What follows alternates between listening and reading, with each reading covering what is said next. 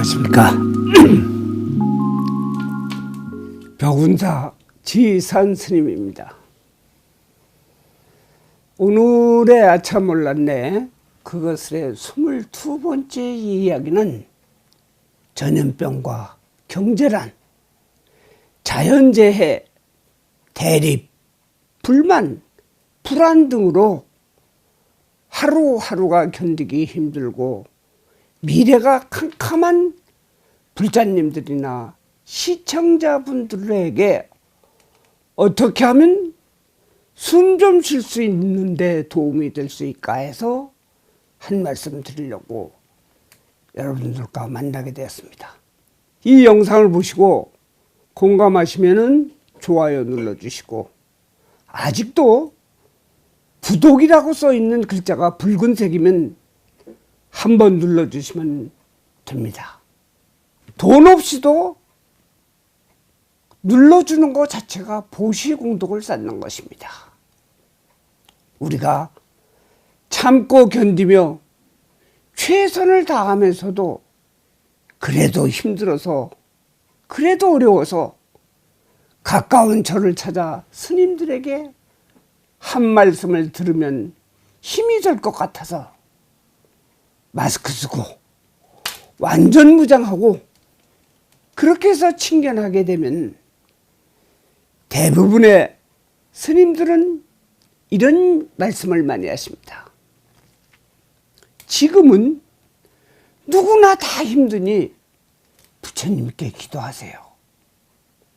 또는 보살의 업보가 너무 깊어서이니 업장 닦고 공덕 짓고 하면 공덕의 열매가 익으면 벗어나게 되어 있습니다. 그 다음에는 숙명이니 생각하고 피하지 말고 견디세요. 또는 운명적으로 어려운 시기에 있으니 오히려 운명의 흐름을 잘 운영해서 위기를 기회로 잡으십시오 합니다. 하지만 이런 말을 잘 듣고 뒤돌아 나올 때는 긍정적인 생각으로 고개를 끄덕이지만 뭔가 답답한 건 마찬가지입니다. 며칠 전에 만난 50대 초반 불자님에 대한 이야기를 하나 해드릴까 합니다. 저를 만나자마자 제가 차를 다 따라주기도 전에 스님, 저는 왜 이렇게 살아야 합니까? 지금 이 순간도 도무지 방향을 못 잡고 늑대 피하면 호랑이만 나고 때리는 신랑 피해서 이혼하니까 술고래 만나고 우리 아이, 딸아이 성추행까지 해서 이혼하고 나니까 큰아들이었던 25살 난 아이가 집을 나가서 3년째 소식이 없다는 것입니다. 모든 것을 다 포기하고 딸과 둘이 살고 있는데 알바하고 식당일 하고 투잡하고 쓰리잡으로 이를 악물고 딸과 함께 노력해서 5년간 차분히 모아놓은 돈으로 작년 10월에 자그마한 노래방을 하나 차렸더니 코로나 때문에 폭탄 맞아서 집세 밀려 쪽박차는 신세가 되었습니다. 스님, 내 사주팔자가 나빠서인지 전생의 업보가 깊어서인지 숙명적으로 계속 이렇게 살아야 하는지요? 저의 눈만 쳐다보고 답을 얻는 겁니다. 저는 운명, 숙명, 업보 이런 거 다 관심이 없습니다. 지금 현재 핸드폰조차 끊기는 사태가 왔는데 한숨을 쉬면서 하루가 견디기 힘든데 일단 스님 저 숨 좀 쉬었으면 하네요. 그래서 저는 이렇게 말했습니다. 우리는 숙명과 운명이라는 말로써 세상살이를 많이 받아들입니다. 숙명이란 나의 전생의 업보 때문에 어쩔 수 없는 경우입니다. 바닷고기가 바다에서 살아야 함은 숙명으로 생각하면 됩니다. 그런데 바다에서 살면서 암초에 걸리거나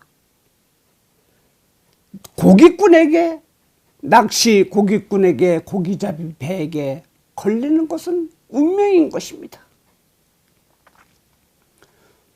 운명은 정해진 환경과 목숨, 처지가 돌고 돈다는 뜻입니다. 그래서 한문으로 운명의 운자는 풀이를 해보면 돌다, 돌리다의 뜻인 것입니다. 만약에 그 고기가 지형 정찰을 잘해 낚시꾼이나 고기잡이 배가 없는 곳으로 가서 산다면 극복할 수 있는 것입니다. 우리 불보살님은 현재까지를 탓하려고만 하지 말고 낚시꾼이 없고 고깃배가 없는 곳으로 한번 바꾸어 보세요. 그 바꾸는 것이 무엇이냐고 물으실 겁니다. 역시 그 보살님이 바꾸는 방법을 알려달라고 얘기를 합니다. 그래서 제가 말씀을 하기에 세상에서 가장 소중한 보배를 갖게 되면 그것이 답입니다 했습니다. 서산대사의 선가귀감에 이런 말이 있습니다. 체득백화 성밀후 불지신고위 수감. 꽃마다 찾아다녀 꿀을 모았지만 누구를 위해 고생하는지 알 수가 없구나. 이어서 이야기할 하기를 영구세리 업학 가신이라고 합니다. 세속의 이익을 위해 허둥대는 것은 업의 불꽃에 섭을 더하는 것과 같다. 내가 하는 것들이 오히려 불꽃을 더 키우는 일과 같다는 뜻입니다. 그렇다면 무엇이 당장 숨을 쉴 수 있는 보배일까요? 바로 저는 삼보라고 이야기를 하겠습니다. 삼보란 불보, 부처님, 법보, 가르침, 승보, 그 가르침을 전달하는 스님들과 승가를 뜻합니다. 이분들에게 매달리세요 했습니다. 그러니 이 순간부터 법당에 가서 부처님을 바라보고 부처님 앞에서 108배, 1000배, 3000배를 해보세요. 그럴싸한 교리 공부도 불교 예법도 다 집어치우고 절만 하세요. 요즘은 방송 같은 것이 잘 되어 있기 때문에 BBS 불교방송이나 BTN 불교방송에서 108 참회문이 잘 나와 있습니다. 한 구절씩 읽어가며 3일간 동안 108배, 1000배, 3000배를 해보세요. 밝은 광명과 깨달음을 얻을 수 있습니다. 다리가 무릎이 아파서 못하시는 분들은 계속 반배라도 하세요. 그러면 틀려집니다. 또 요즘은 이 온라인이 잘 발달되어 있기 때문에 그 유명한 존경할 만한 법륜 스님이라든지 대구에 계신 우악 스님이라든지 젊은 법상 스님이라든지 이런 분들이 기라성 같은 선지식들이 온라인으로 여러분을 쉽게 알 수 있도록 포교를 잘 하십니다. 바로 그 스님들이 바로 제가 얘기하는 보석 중에 세 번째인 승보인 것입니다. 이 어려운 삶 잘 닦으면 열매가 달라지기도 합니다. 죽으려고 하면 살 수 있는 지혜가 있는 것입니다. 하고 상담을 마쳤습니다. 러시아 작가 톨스토이는 이런 이야기를 했습니다. 사람은 자기가 갖고 있는 능력을 다 안 쓰려 하면 그 사람은 비겁한 사람이라고 했습니다. 또 신앙이 없이 살아가는 사람은 짐승과 같다고 했습니다. 그날 만난 불자님, 아마 지금쯤은 실마리를 찾았을 것입니다. 중국의 유명한 점술가가 자신을 위해서 점을 쳐보니까 자신과 아주 친한 친구와 한날 한시에 동시에 죽을 운명의 괴가 나오는 것입니다. 그들은 산으로 들어가서 움막을 짓고 그날만 피할 것을 생각하고 있었습니다. 드디어 그날이 오자 한 사람은 오로지 연불만 하고 또 한 사람은 주머니 속의 시계만 바라보면서 시간 지날 때까지 서성대다가 드디어 시간이 딱 지나자 주머니 속의 시계를 바라본 친구는 미소를 지으며 친구에게 내려갈 것을 권합니다. 이 사람아, 시간 지나서 어서 내려가세. 어서. 하는데 연불 기도하는 사람이 아직 연불이 덜 끝난 것입니다. 서성대며 기다리다 못한 친구는 먼저 내려가다가 그만 돌부리에 걸려서 죽어버린 것입니다. 나중에 알고 보니 죽은 친구의 주머니 시계가 고장이 나 있었던 것입니다. 오로지 연불만 한 그 친구는 삼보에 매달려 사는 것입니다. 자, 불자 여러분, 그럼 이 어려운 불교 수행을 숨을 쉴 수 없이 한시가 급한데 언제 하느냐 하시는 분들이 있을 것입니다. 바로 지금입니다. 불교의 장점이라는 것은 잠깐 사이에도 진실한 수행을 한다면 눈앞에 새로운 길이 열리는 것입니다. 며칠, 몇 시간이 자신의 인생을 완전히 바꿔주는 것입니다. 이토록 불교 수행은 신비한 것입니다. 아주 옛날 오랑캐가 쳐들어와서 마구 약탈을 할 때였습니다. 어느 큰 절에 오랑캐 장군과 부하들이 당도하자 아무도 없는 겁니다. 여기저기를 다 뒤지고 댕겨도 아무도 없는 것입니다.